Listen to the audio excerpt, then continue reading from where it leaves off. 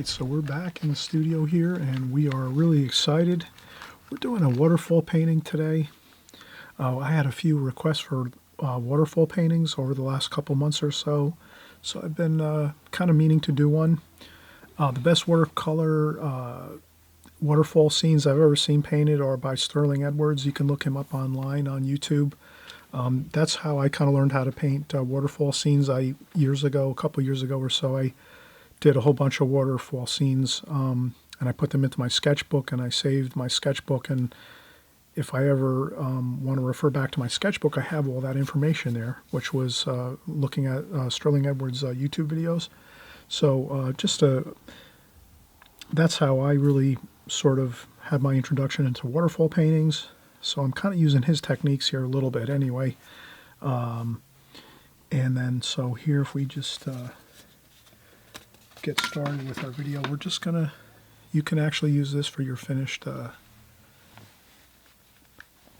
painting, so you can draw from this and then paint from this if you want. So you can use this as like your subject material to work from if you want. You can also look at other people's artwork. Again, Sterling Edwards, I know he does some really great waterfall scenes, and so that's the best I've seen of waterfall type paintings on YouTube. And this is just, again, my rendition of a waterfall. I looked up online. You'll see in just a couple seconds coming up. I used a photograph of something I found online. I just did a search on Google, found a couple paintings, found one that I liked, and I'm just gonna, that's the painting I'm working from, or the photograph I'm working from a Google search, and you'll see that just coming up in a few minutes. I have the photograph up on the video here, so you'll see that. But it's always best, if you can, work from watercolor finished paintings. This way you kind of see everything, the colors, the design, and then you kind of aim for the colors, tonal values, and the design of the painting right from a finished painting, watercolor painting. All right, so we're going to get right into it. We're going to do our drawing first, and then we'll work into our painting. Have fun with this, enjoy, and we'll see you in just a second. And oh, I forgot to mention, hey, please subscribe if you haven't subscribed. We do paintings like this every week. Every week we're here.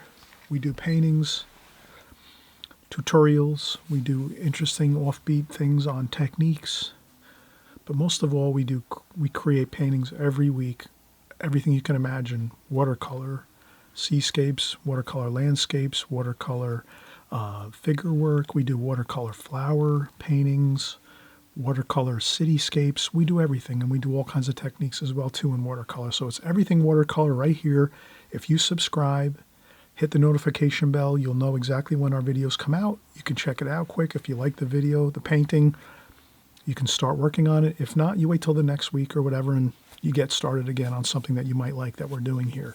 But we're always doing watercolor here, so you know this is your watercolor YouTube channel that you can come to week after week, month after month, year after year, and you're going to get great watercolor painting tutorials, everything, the whole enchilada, watercolors. And we'll get right into it now. Just in a second or two, we're going to start our pencil drawing and get into the notes of what we're going to do here on this video. Okay, see you in just a second.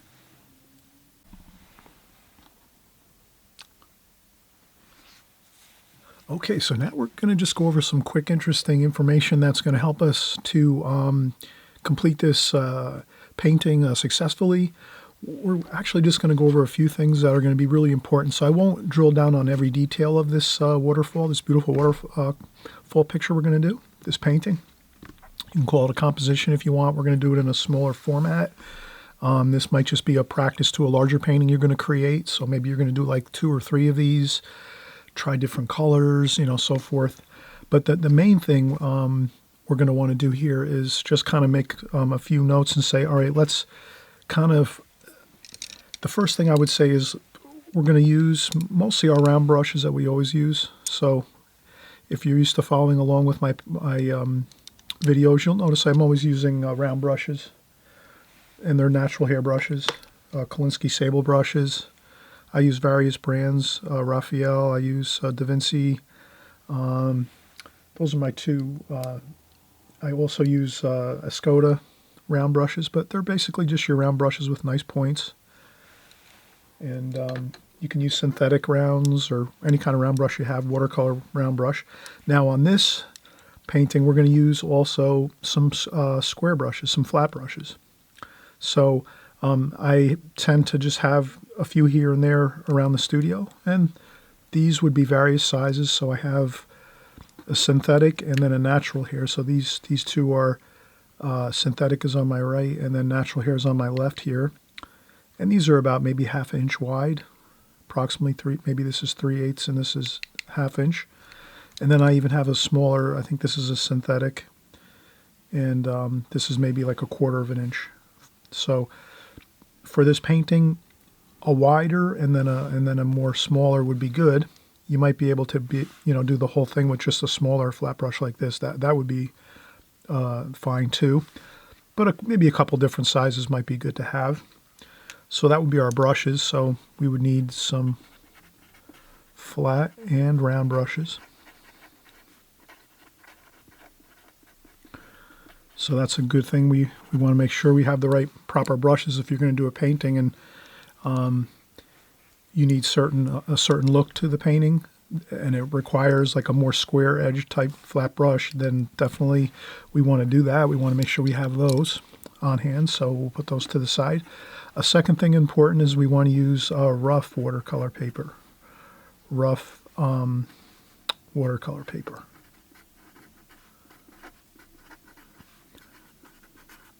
I use, for my videos, I use the best I can find. That would be Arches.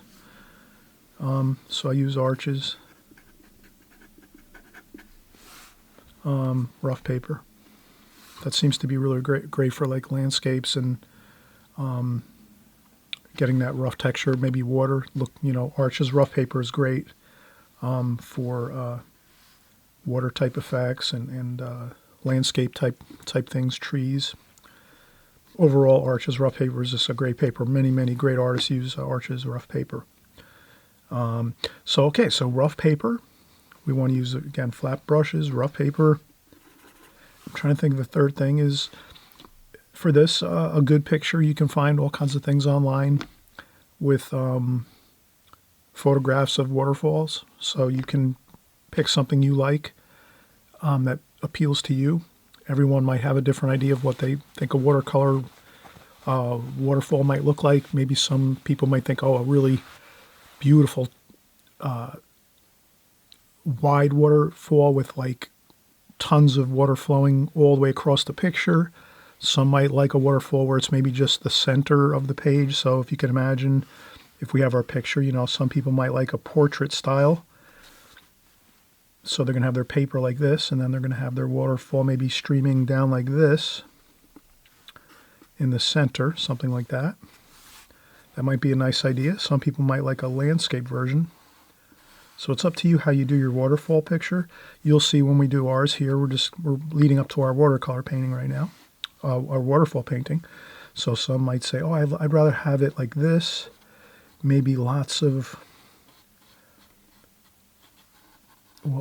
water all the way across the painting, and maybe it's a landscape painting where we have the paper on our landscape orientation, or you could do your vertical portrait style. And so there's different ways you can do a waterfall, but what I'll do is I'll do my version of it. I'll show you obviously we're going to lead up to this. We're going to do, so we're going to say the photograph. Let's work from a photograph or a painting. You can use a painting. You can look up paintings of waterfalls and use paintings as your guide as to what you want your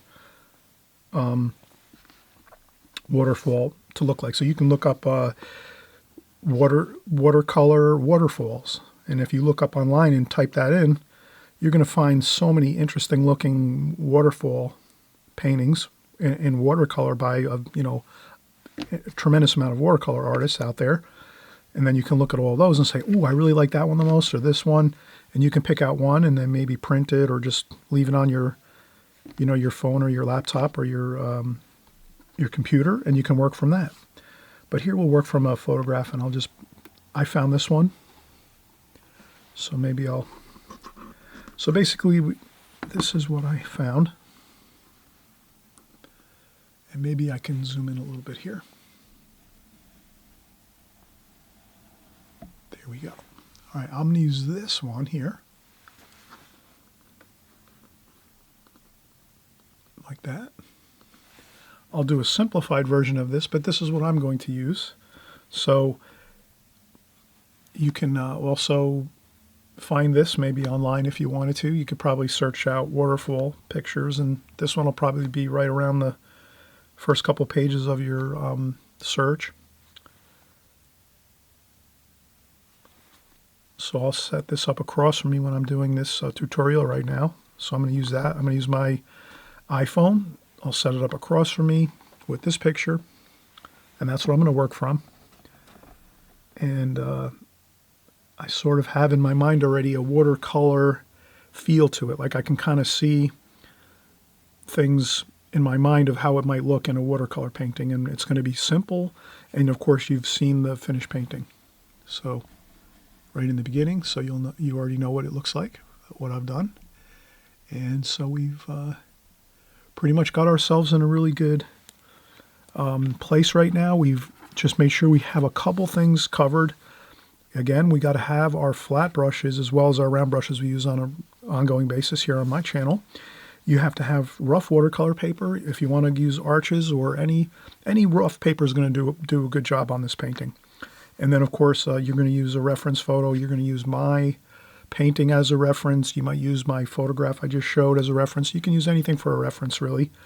But I would use my watercolor painting that I just had on the beginning of this video. I'd use that as the reference point, because then this way you kind of can tie it all in with the colors we're going to use and that and so forth. And the drawing, of course, too, we're going to do. So you'll be able to kind of follow along on the drawing and be able to see how we do this. Okay, so we'll be right back. We're going to take just a quick break. I'll get my watercolor paper down onto my working table here in my studio. We'll tape it down, make a nice border around it with some tape, and we'll get right back into it. We'll do our drawing of this beautiful waterfall we're going to do, and then we'll get started on the drawing and then paint. Okay, so we're getting back started again here. We just took a quick break, and let's get our watercolor paper set up here on our board. I just have a foam board on top of a table, and I have a 2x4 underneath it to give it a little bit of a pitch. Someday I intend to kind of share some of my setups here that I use for watercolor painting, but nothing really too fancy. Again, I just have a 2x4 underneath my foam board that I use, so that it has a little bit of a pitch coming up this way. So my board's pitched just a little bit. There's like a 2x4 on top of the table to give it that little bit of extra angle, so that the water runs a little bit this way when we're painting. So now we have our arches rough paper. We'll take some artist tape. We'll just go around here.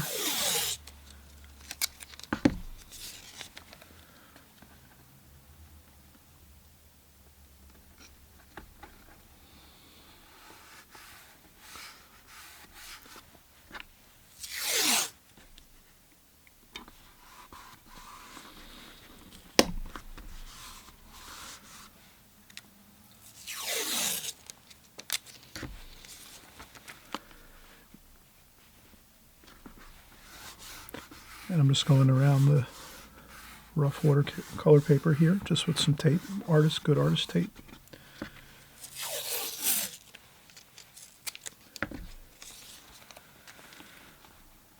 So I just usually press down on the edges where the watercolor paper is, really. That's about it.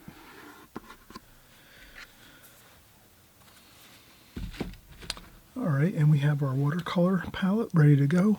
Soft, moist paints in there, and I just spritz it with a little bit of water. I'll clean up my palette a little bit. Get some paper towel.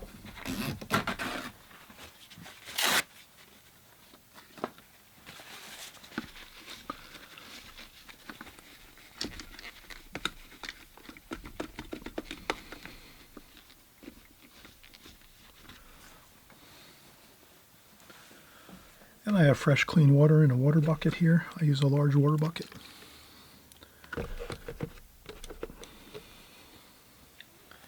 And again, we set our watercolor brushes. We're going to be pretty simple, just our normal round brushes we use. And then we have a couple extra flat brushes we're going to need for this. And that's about it. And this is simple again. We're doing a waterfall. We're going to have fun. It's going to be kind of abstract-y, which is fun, you know.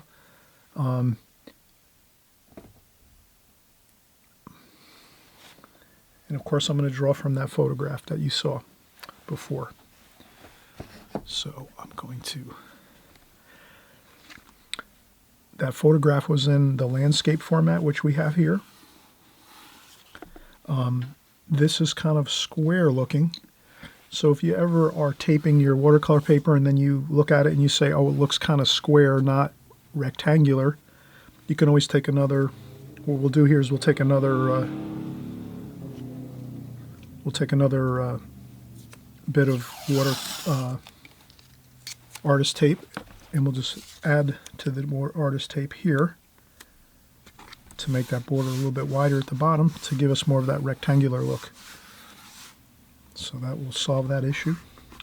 And then we'll start our drawing here. And I'm not going to go tremendously detailed with this. Main thing is we're going to look at the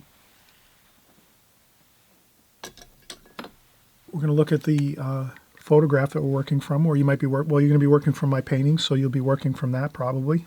But you can also work from a photograph. It's up to you. So I'm looking at it and I'm saying,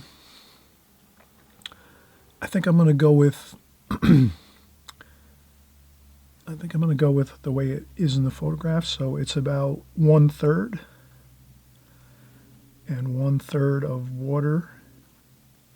So we have water. We have the falls. And then we have the trees up top. So we have the trees, the falls, and the water. So we'll leave those 3 hash marks. So basically our painting is going to be divided into thirds. So we have the top third, the middle, and the bottom third. So we can put that down also in our notes if we wanted to. If we're going to keep you can. This was a great. I've always done this as an artist, like working, and you might try this. It might be good for you. Maybe some people, I don't like to take too many notes, and that's fine too. But I like to take a lot of notes. So in this, I would also put like 1/3.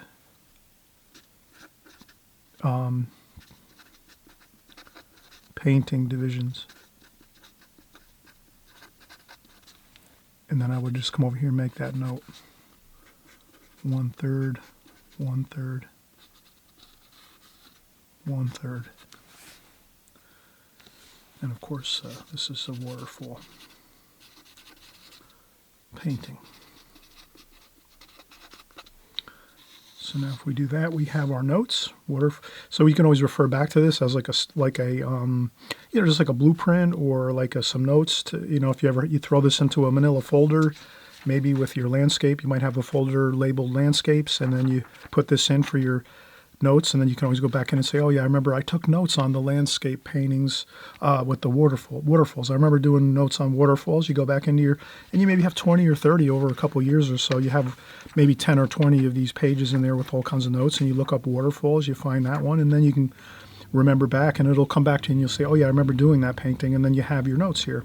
So it's just a kind of a way to, instead of reinventing the wheel as we go, we just say, hey, let's go back and refer to our notes. We've already done it before. So this way we have it in our notes. You've done it before, and then this way you don't have to rethink things all over again. It brings you back to when you did it the first time, and you remember back, and it kind of is just more of a quicker way to get back to where you left off when you were working on this type of a composition. Does that make sense? All right, so good. So let's do that. Let's take a couple notes on this. If you want, it's up to you. And so we have our pencil drawing again. We're working on that. 1/3, 1/3 across the page. Again, we're going to make this abstract-y and loose. I'm going to keep my phone picture up and running. Okay, so here, I'm just going to get in those land. There's some rocks. It's a rocky looking, probably this was a river. And then once the water in the river started to slow and there wasn't as much water flow, it became a waterfall. But at one time it was probably a raging river. Now it's more of a calm waterfall with a slow-moving water here. So let's see here. We got that there. All right, good. So we have the cropping of rocks on the right-hand side coming down. Now over here, we're gonna contour draw this. So I'm gonna take there's some rocks there, and then up here there's some more rocks.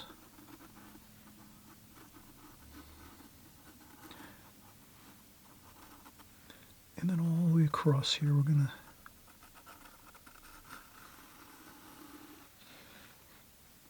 okay, now over in this section is where the water is. So we'll just do some water lines here. So we just remember in the center, so now this is too where we can always introduce interesting things to our notes. We might say, all right, let me take this and we'll say we sort of have a center place here, like in the painting. Within those thirds, we have the water. So I'll put a note there and just say waterfall area. So the center really of the picture, so it's almost like a grid pattern. We have thirds, and the waterfall is here, right in the center of that grid pattern. Like a tic-tac-toe board, like that there. So that's where our water is, right in the center of this grid pattern. Here we have thirds, and thirds going across, and in the center we have the waterfall, the actual water feature. That's kind of nice because it almost gives us like a focal point, or an automatic focal point right here in the center, which looks really great. All right, so we have all this now completed, our drawing with pencil, and then you can change the you can change things around if you want. Up top here, maybe I'm going to do some more tree trunks. I might not see them in the photograph, but I'm going to put a few tree trunks like this, just so I have some interesting. You can also, not to confuse anything, but you can change the time of year. If you want to do this waterfall painting, you can do it in summer, autumn, spring, fall. Let's say you could do it winter, winter, fall, summer, spring. And you can change your atmosphere by just, changing the time of year. You just say to yourself, well, if it's autumn, it's going to be a lot of fall colors. You can use more fall colors up here in the top where there's the trees and all the interesting forest areas. And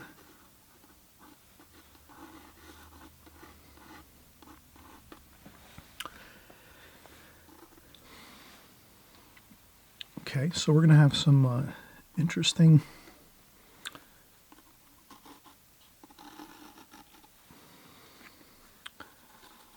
here. I'm just going to draw in some reflections where I know there's going to be the white water reflections, as we saw.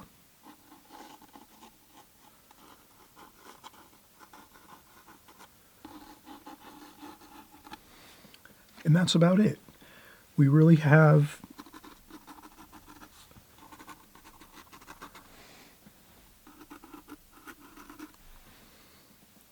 We have our waterfall in the center with the water. We have rocks on both sides. Over on this side, there's a little more vegetation on these rocks, so we can put that in there if we want. And that's really it.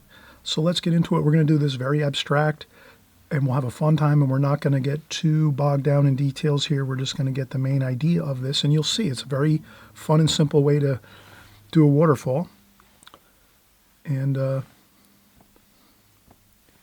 we'll take just another quick break, and we'll come back and begin to work again with our paints.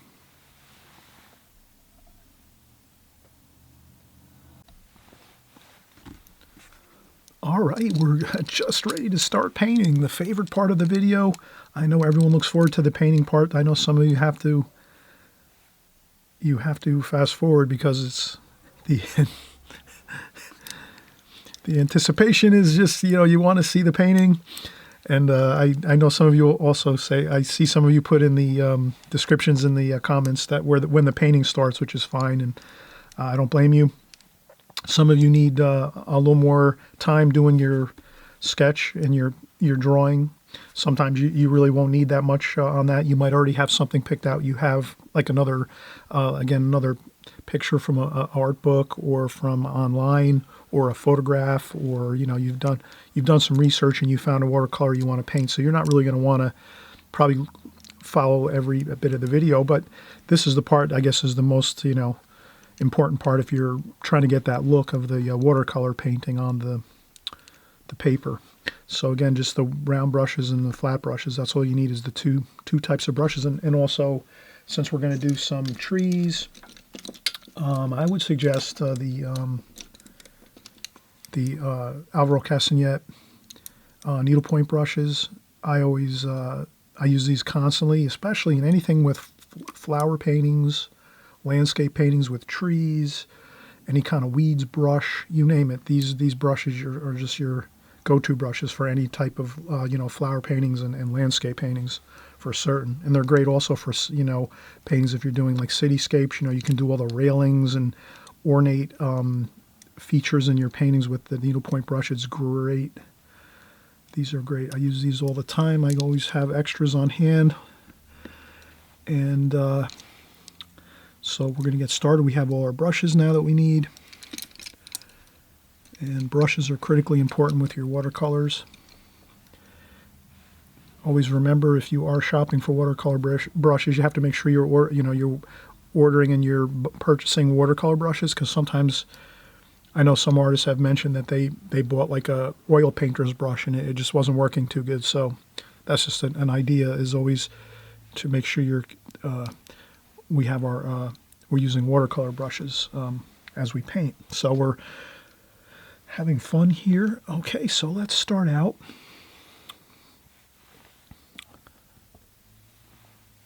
I'm going to go in and start with some darks. And when I start with darks, I'm also going to use my flat brush. So we have our paints all ready to go. Dark washes, we use our darkest darks. Burnt umber, French ultramarine blue. We can use some burnt sienna. We can use some purple, some ultramarine violet.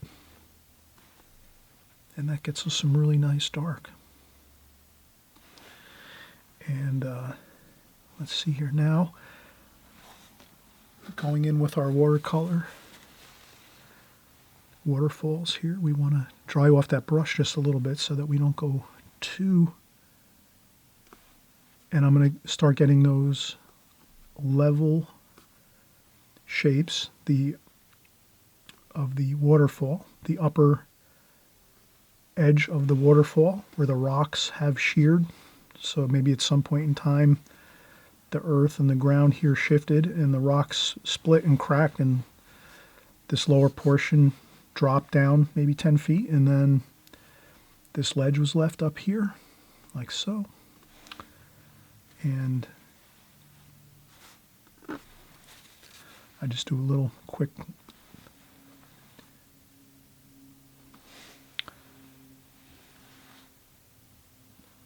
I'm trying to get my shapes here of the water flowing.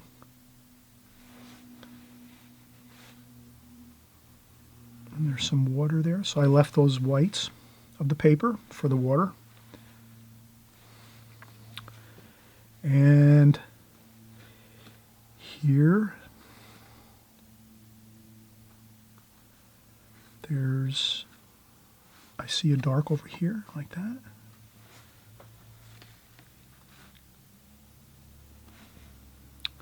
And I notice I'm basically just looking at the shapes that I see in the photograph.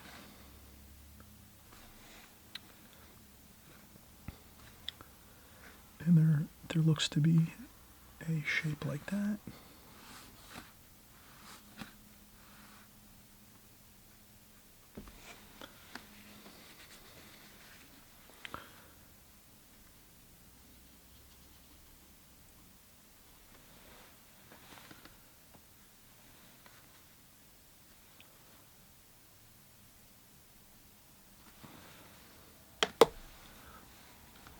And I'm going to let me add some blue, some cerulean blue here. Maybe some raw sienna, yellow ochre for some of that watery color.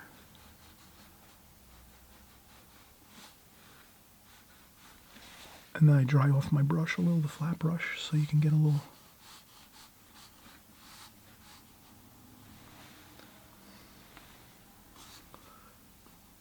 So you can see I'm just kind of getting that flow of the water, like so.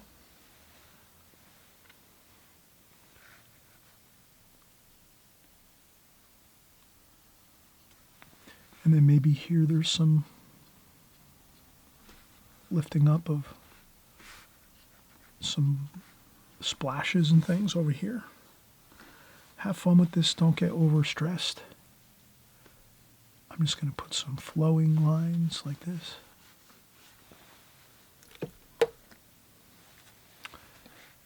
And a little French ultramarine blue. And I dry off my brush after I rinse it, and then I can just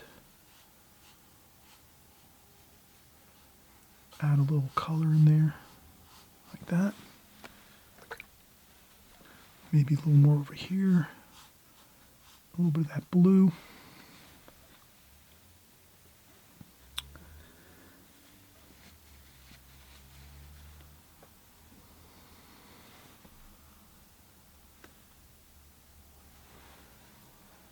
And then over here, some green. We're going to paint this as we see it.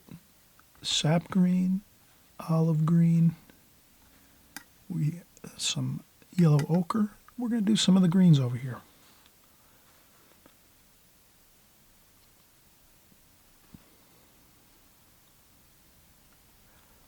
So I just do some of the shapes I see. They're flowing this way, then they go across this way, they flow down this way on like a curve, then this way. You know, you can always take a sheet of paper and practice a few like that, and then practice a few level lines like this.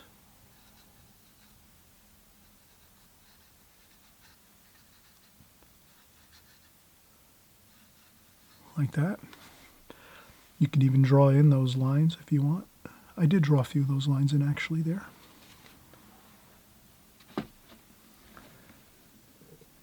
I will add some splashing here to make it look interesting.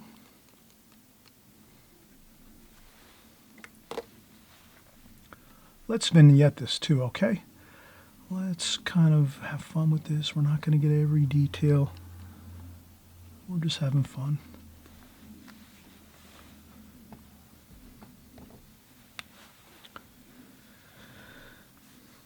And then the same, let's add some of that color in the water. Remember, this is water on the bottom third of the painting, so whatever we have in this middle section, that's going to get reflected down in to the water, and you just have to remember that you reverse the reflection. So if you have the land coming this way, the reflection on the water is going to go the opposite way like that. That's all you really have to do is remember that quick little reverse thing, reverse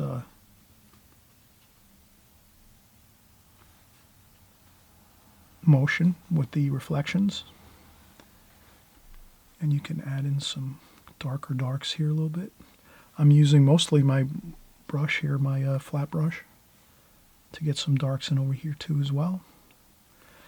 What I notice is if I've used a lot of darks here in the waterfall, it's good to use them other places too in the painting. So let's do that. Get some darks over here. Just use the same mix you used for your waterfall. These are the rocks, like so. And then the same over here. If you want to get a little more light on the top of your rocks, you can lift up a little bit of paint with your tissue like that.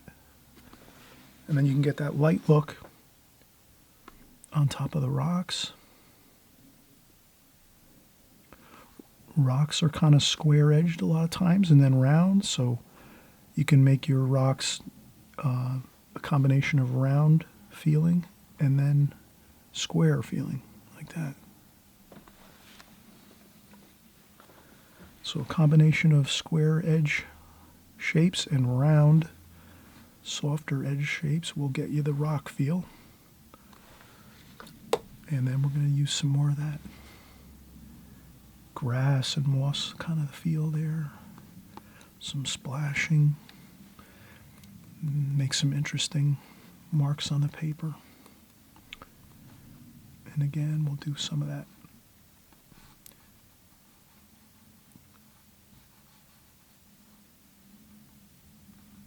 And I hope you're having fun with this. Not getting too worried about it. We're doing the level marks here, like so. Some splashing. And then some angular swooping lines like that. Then we rinse our brush, dry off our brush a little bit, and we go back in, we'll make some more dark burnt umber, French ultramarine blue, burnt sienna, and we have a little bit of darks there for our rocks. Again, we want to make sure we have our darks here too with our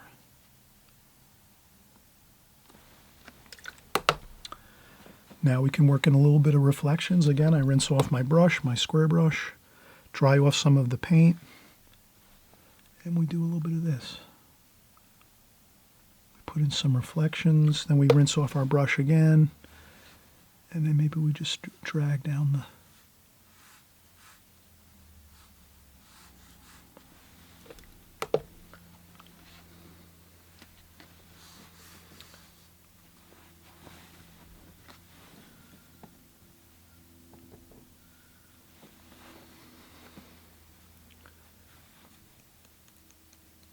I'm going to put some splashes along the bottom of the waterfalls with that blue color, cerulean blue, and a little bit of the,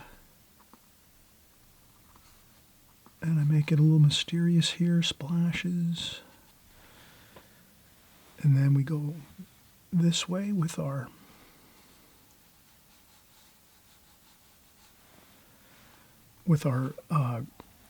gold and green.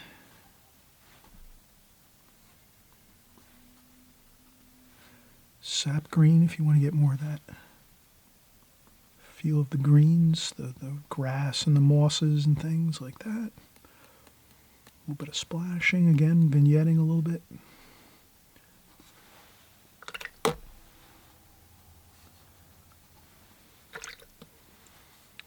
Then I rinse my brush off, dry a little bit of the water off, and then maybe we just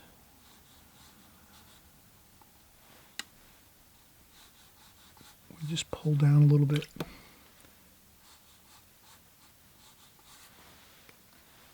Get some of that reflection. A little bit of blue, cerulean blue for the reflections.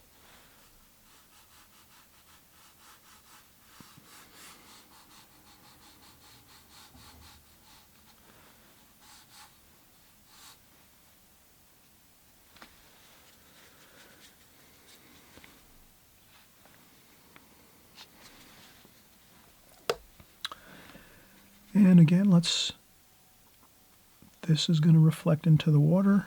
So we do a little bit of the dark in the water here,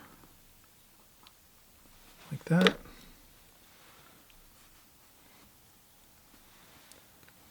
I'd leave it mysterious with some breaks in it, breaks in the shadow there, or that reflection, I should say. Does that make sense? You can see I kind of left a little.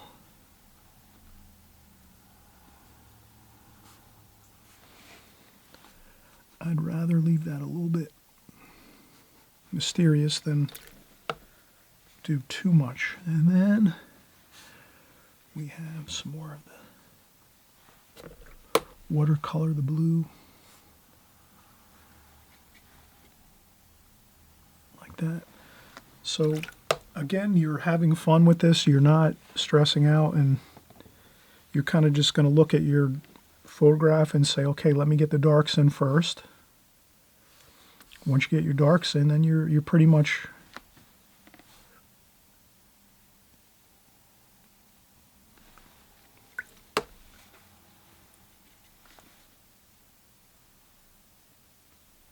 so I put a few more darks up here.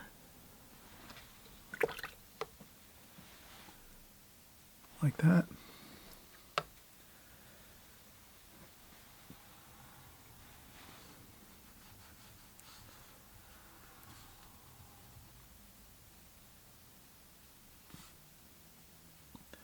And a couple little water, I make some water lines like so. And if you go across like this, like that, that really gives a good feel for water, I think.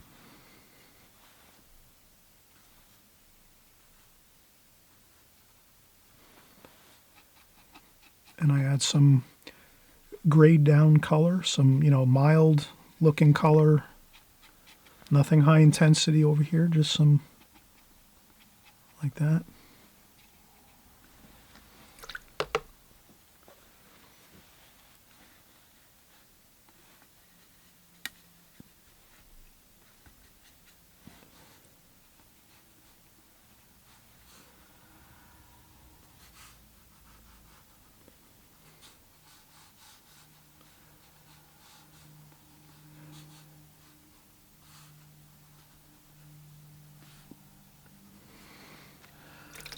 I think if you get that water line like we did here across, where you just do a little bit of hit and miss here and there across like that, that gives you that nice feel of water. A little bit of cerulean blue, splashing of water. All right, we're doing a really good job here. It's a little bit abstract, but it's more fun that way. Don't go overboard with details. Just try to get the overall idea of the rocks and the grass, the moss over here on both sides, and then your waterfall in the center location right here. And your water is here, and you're just reflecting this down into the water. You can see light here, light here, light here, light here, dark here, dark here. And then when you're working on that, you just do a couple of these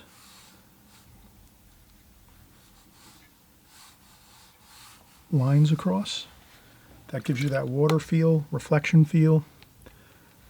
And we'll do the trees up above here and the forest up above, and we'll be finished. I think you'll have a really fun time doing this. So we'll just take another break, and then we'll come right back and we'll finish up. We'll do some of the forest up here, and we'll blend that into the painting. Again, we're going to focus on making sure that we have a balanced painting. We're not going to do anything different with colors up top here in our forest area, the upper portion of this waterfall area. Just a good thing to keep a note of. Same colors we're going to use up top as well.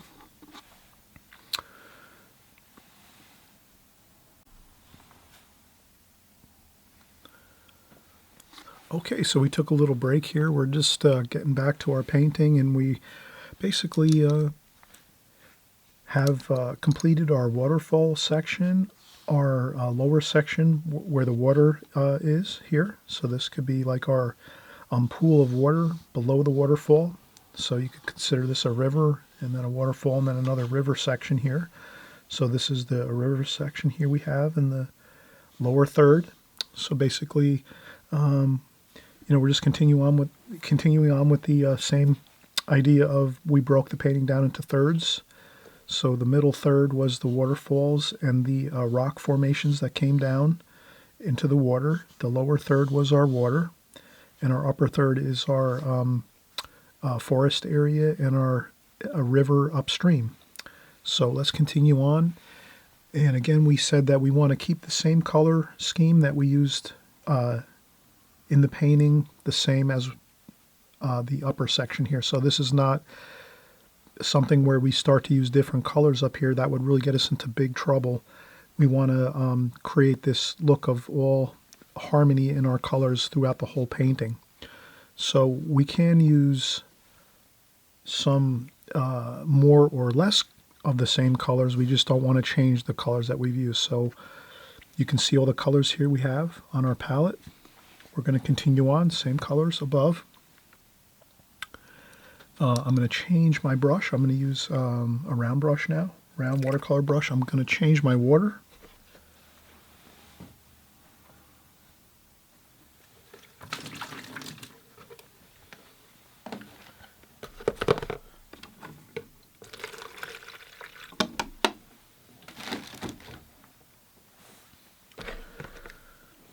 Okay, so we have our water changed out here. And we're going to start working our upper section here.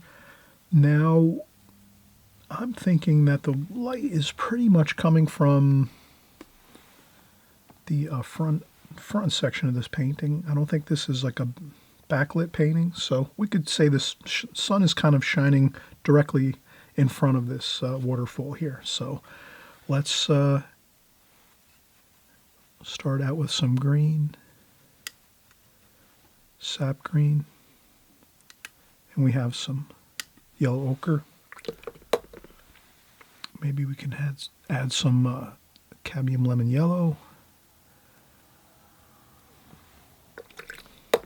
Now if we add some cadmium lemon yellow, let's just add a little bit over here.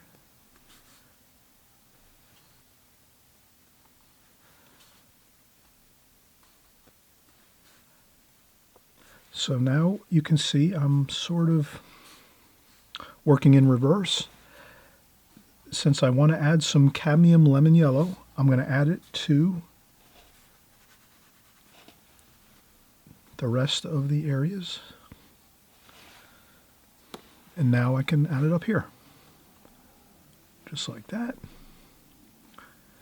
And we're going to muddy up the colors over here on the side of the painting.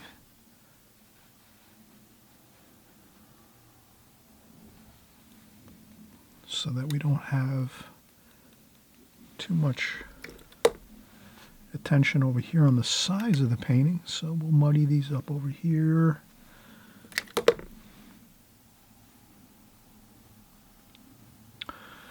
Then we can start adding in some exciting colors here. Cadmium lemon yellow. And you can see I'm having a good time. I'm splashing around. Some splashing is always good. And we have some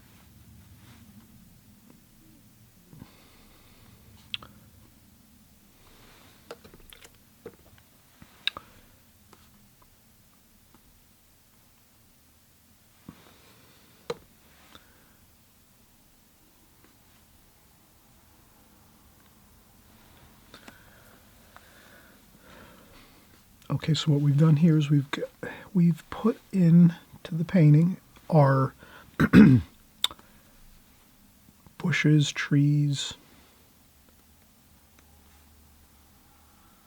along the edges of the waterfall here on the right and left side. That looks good. We're going to add some darks in there.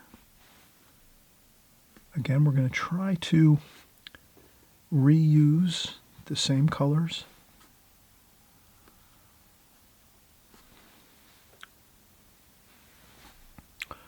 Which will create harmony in the painting. I think what we want to do is we want to make sure we don't have any abrupt looking changes in the painting anywhere. So once we start using colors within our painting, we want to keep that same color scheme going throughout the whole painting. That's a huge thing with watercolor. If you can avoid those abrupt changes of colors, you're going to have a much better looking painting. So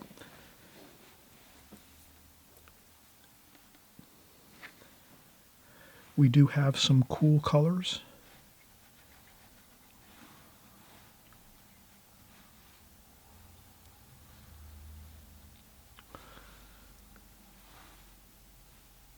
Cerulean blue.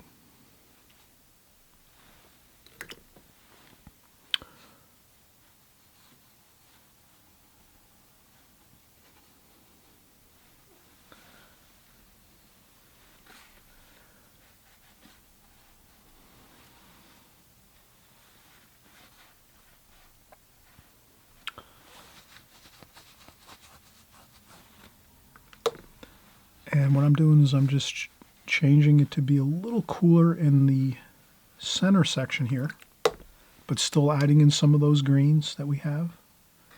The olive green, sap green, and cerulean blue.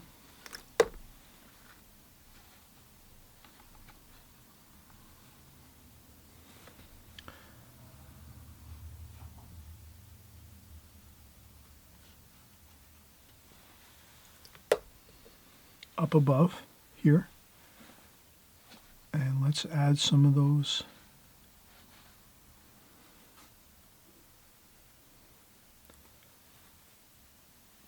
darker darks.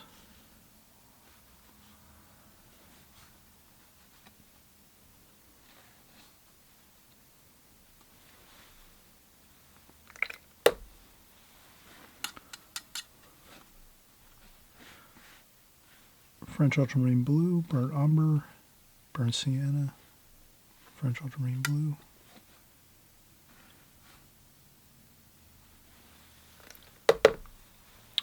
And this will just add and then cool.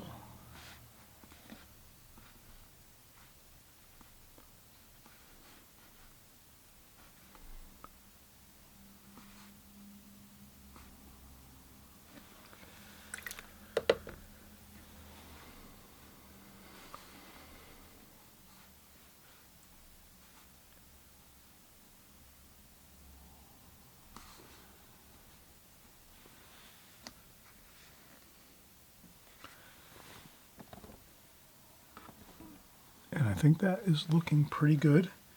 Again, we did not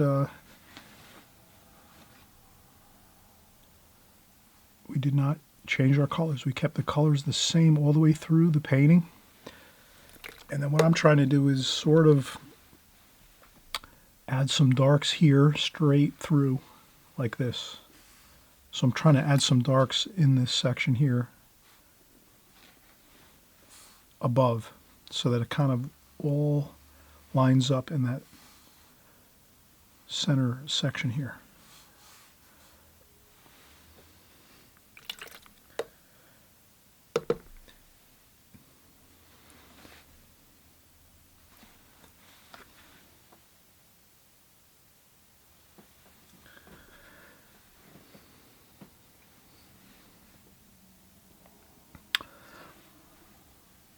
Okay, so now we're really in great shape. We have the upper third of the painting completed.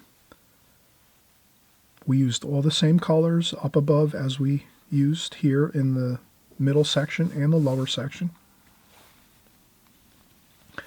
We're going to let this dry. And then we're going to come back in and we'll do a little bit of, we'll do some tree trunks and some branches here and there with our needlepoint brush. So we're going to have some really fine details with our needlepoint brush here, and we're going to also add some, maybe a couple small branches and tree trunks down here so that we kind of balance the painting. Again, we're using harmony as the idea. If we're putting some tree trunks and branches up here on the top of the painting, above where the forest is in the upper part of the river here, it just would be better to add some down here in the lower section. Even if the picture or the photograph we're working from does not have it, we're the artist. We can add things in to make it more pleasing and more pleasant, our painting. So let's not forget that. You're the artist. You can adjust your paintings to make them look better. And it doesn't necessarily have to be exactly what you're looking at in your photograph or another reference photo you're using or another artist's painting, whatever it is, my painting, someone else's painting. When you're doing a painting, you create it yourself. You add things in to make it look better, or you delete things out if you don't think they're going to look good. You can leave some things out of your painting. So it's a matter of adding and deleting according to what you think looks good, and it's each person, you're each individual. You have your own preferences, what you like to see. Use that for your advantage. I'm going to use it for my advantage right now. I'm going to let this dry up here above, and then we're going to come back in and we're going to do some needlepoint brush work for some branches, some limbs, some trees, some interesting shapes with these ideas of the tree limbs, trunks, branches, twigs, whatever it is. We're going to use our needlepoint brush to get those little fine details in, and once we have that, everything else is going to look fantastic, and we'll have our watercolor waterfall painting completed. So we'll be right back in just a minute. Okay, so we took a break. I did a little bit of blow drying to dry the upper section here of our trees, the upper section of our, the top third of our painting. I just used a hair dryer and just did a light drying of this section so we can keep working here. And now we're gonna go in. I'm just gonna use my needlepoint brush. This is a number 8 needlepoint brush, and we're gonna go in and we're gonna use some burnt umber, French ultramarine blue, burnt sienna, and see if we can get in some shapes of some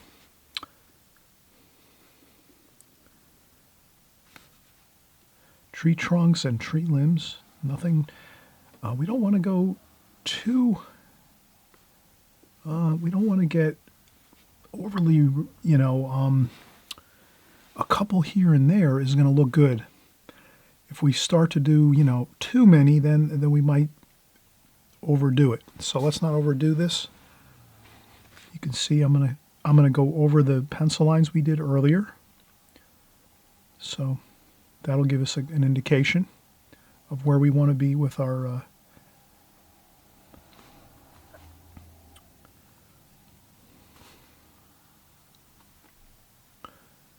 branches and limbs and trees. So we have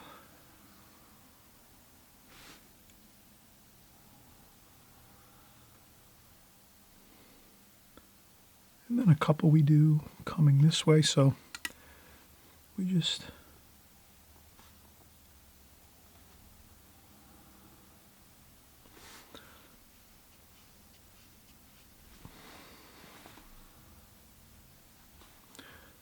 we have a couple coming out this way, so most of our branches and tree trunks are going up like so, vertical, like that. And then occasionally you have one branch coming down this way. Just good to remember, you're going to have a few branches coming this way. That's going to look realistic. And as they go into the distance, you'll see finer and finer.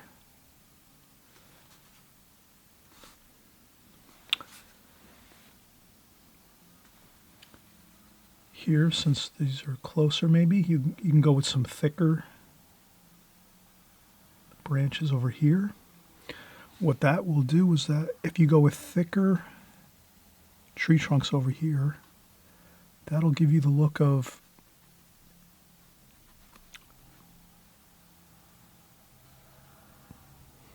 things being closer up here. French ultramarine blue, burnt umber, burnt sienna, a little bit of water, a little bit of water, a little bit of cerulean blue. So thicker tree trunks over here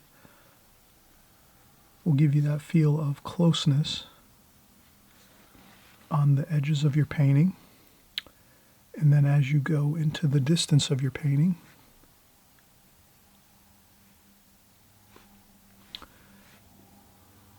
this way, then you make them thinner, and we even have a thinner. I'll go in and we'll use our number 6. So we have a number 8 needlepoint brush here. If you use your number 6 needlepoint brush here, you can get some more finer, and we're going to do that. We're going to get some finer details in this distant area as we pretend that the forest gets deeper as we go back in the painting in the center section. So we'll pretend that the river is coming from the center section of the painting, and that's further back. Here, along the sides, is closer by, so we're in the middle distance here with our tree trunks here. So you can see I'm doing some thicker tree trunks here, right? Like that. Then we're going to shift over from the 8 to the number 6 needlepoint brush. And then when we do that, we can get the finer branches. And then we can get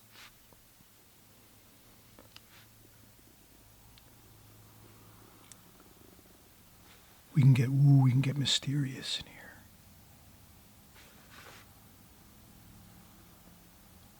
Look at that. If we get those very fine lines, that's going to give us that look we want of distance, three-dimensionality. We want to have that. We're going to pretend that it goes way back. The river goes way back in the distance, and then as it comes forward, then we have the waterfalls. Like that.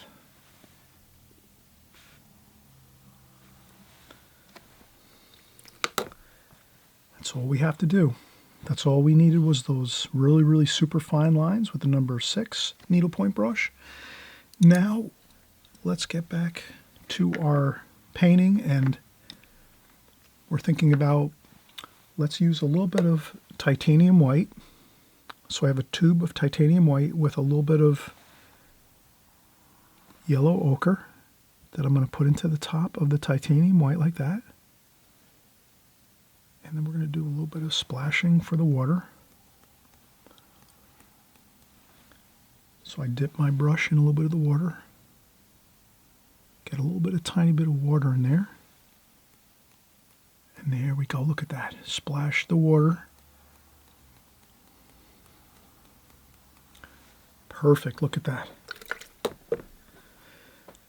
Now, I'm going to go back. Titanium white with that yellow ochre. I'm going to go in with my needlepoint brush, the number 8, the larger needlepoint brush. We'll get some more white on there. And we're going to get a more feeling of some splashing water across the top of this waterfall here. Look at that. Just that little bit is really a lot. It adds to the excitement of it. Like that.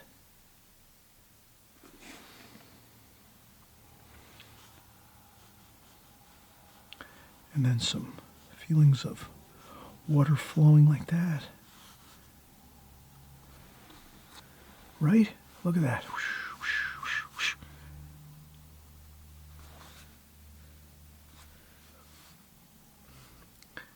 And then we're going to accentuate the thirds on our painting. 1/3 trees up top, 1/3 the falls, 1/3 the water, and then this water line that goes across, let's accentuate that with that white. A little bit of titanium white and yellow ochre.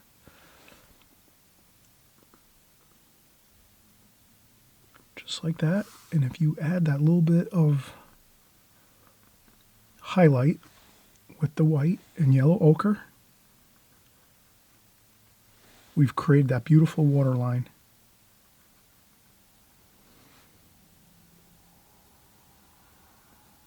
Like that. Look at that.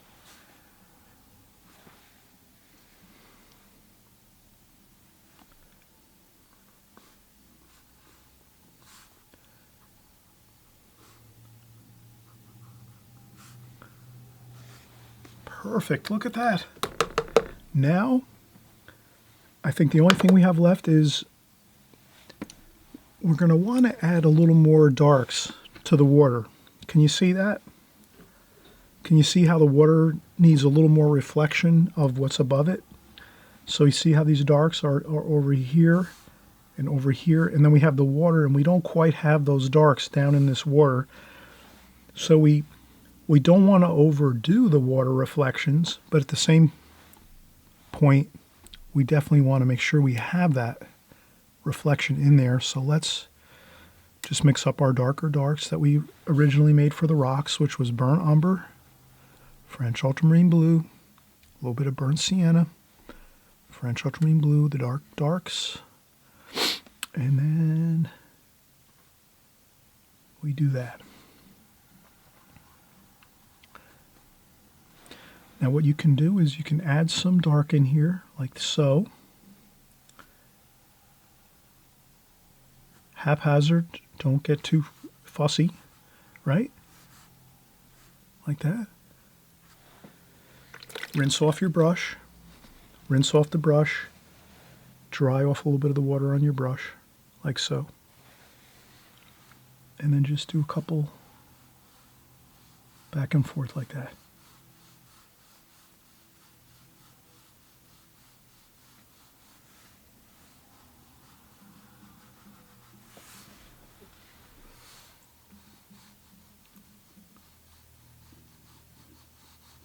Just like that.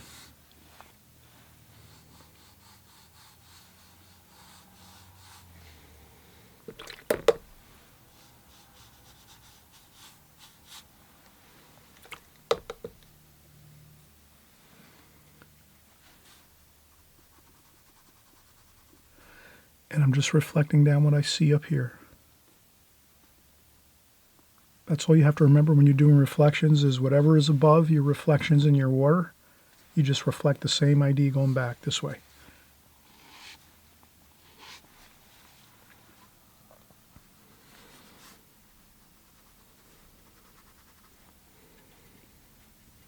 And then you can even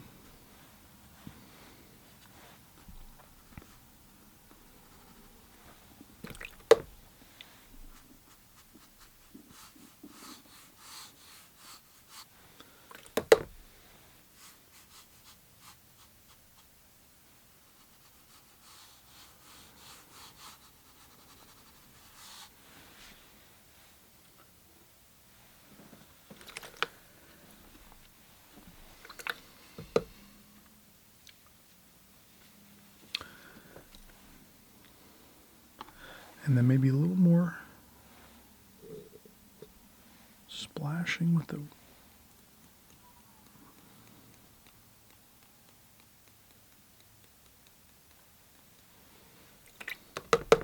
there we go.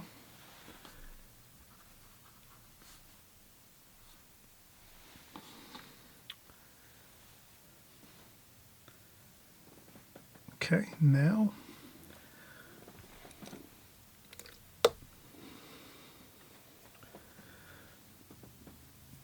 we have our waterfall almost complete. Let's do a few figures. I say we do some figures up top.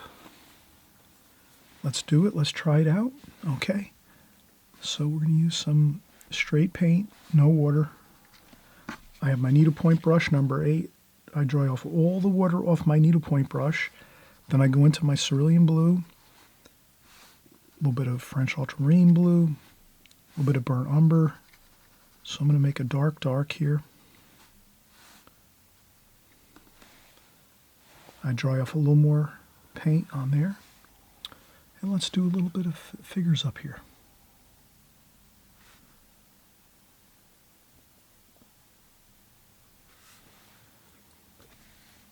Okay, then we go in and do some cadmium red.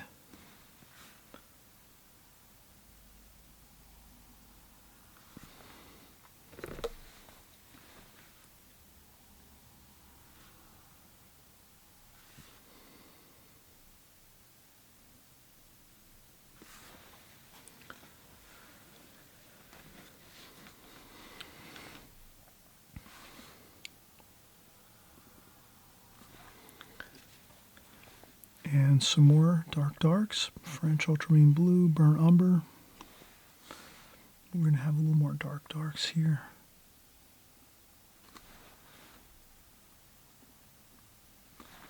Maybe a couple more figures, so we'll pretend that we have some figures here.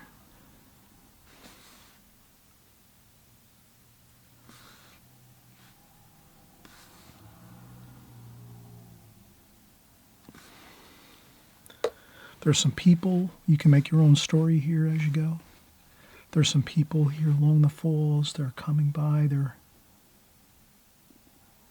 having a good time. They're checking out the falls. There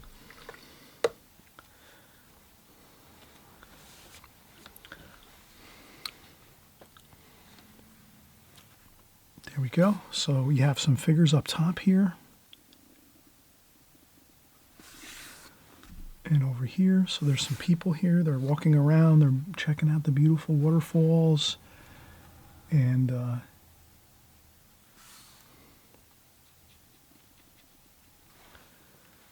that adds to the fun for the story that we have here. We have a beautiful waterfall scene. We have beautiful splashing of water.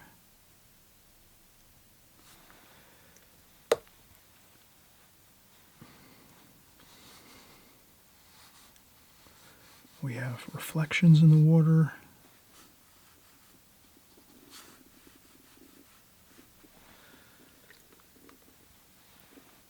We have plenty of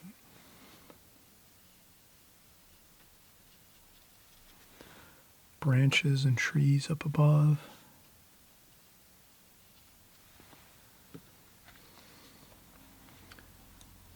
We can even take a little more of that titanium white and yellow ochre.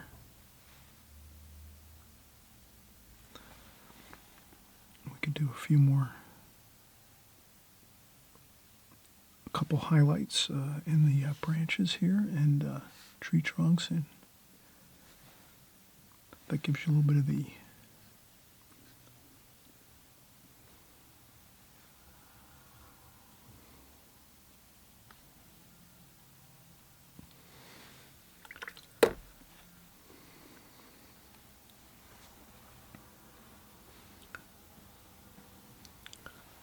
Okay, so I think we have a completed painting here.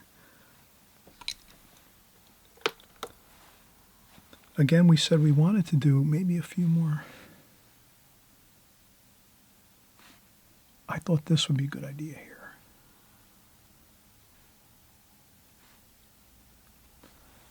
And this is a good idea.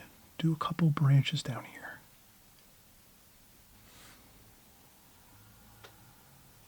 Just a few branches down here.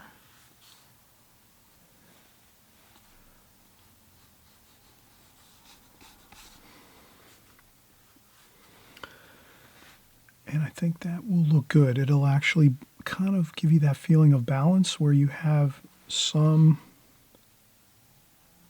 branches and limbs and trees down on the bottom portion of your painting. Like over here.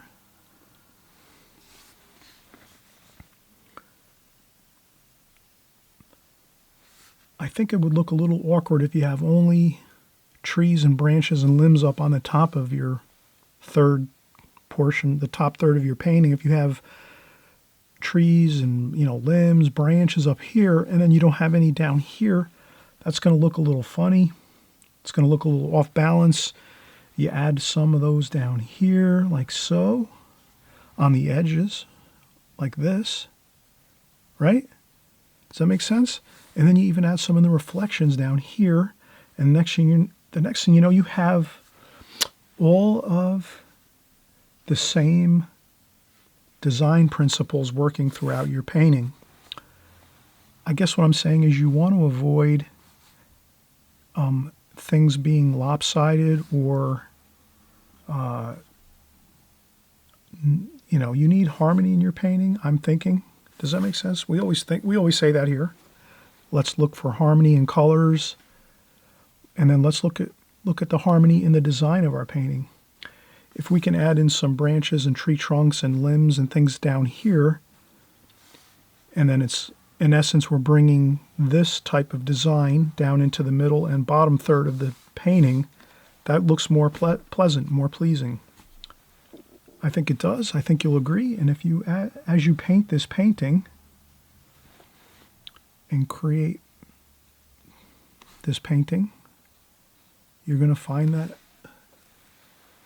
you'll be happier with your painting as you finish up and complete it with some of these repeating patterns throughout your painting. So if you can repeat your patterns as you're going through your painting, we did divide the painting into thirds. We could also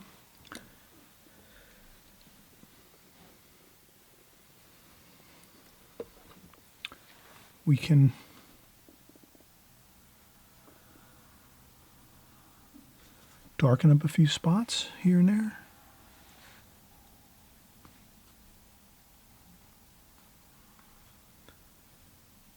So that we don't make that harsh line there.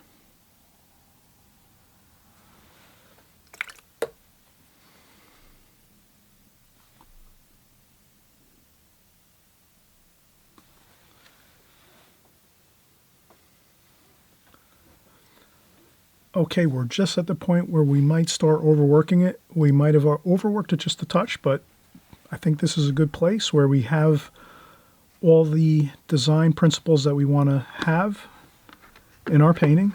And let's peel the tape off. We'll take a look, and then we'll see how it looks with the border around it.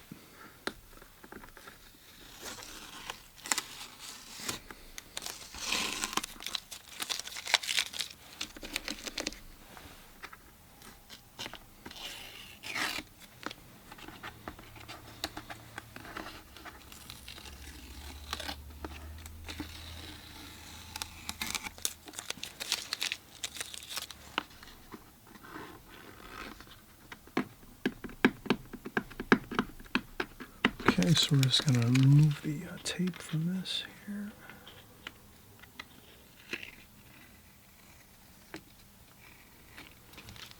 So.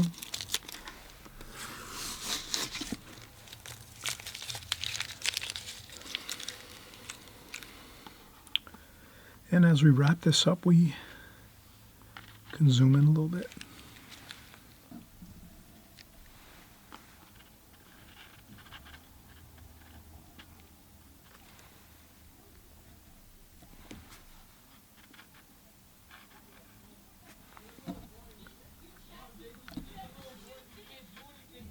There we go. Okay, so we have our waterfall completed. It's interesting. Have fun with this. Try a few different times of year, maybe. You can do a fall scene. This is like a summery type scene, maybe spring, summertime. You can do maybe wintertime with snow. That would change the look of it. So you can actually have a lot of fun with this. All right, maybe we'll try another one in the next coming months. We'll maybe try a winter scene with waterfalls and see how that looks. But for now, I thank you for watching. I always ask if you would consider subscribing to this channel. This way you can have up-to-date information on new videos coming out every week that we create new videos. And again, happy painting to everyone. Hope your paintings are going well, and we'll see you on the next video.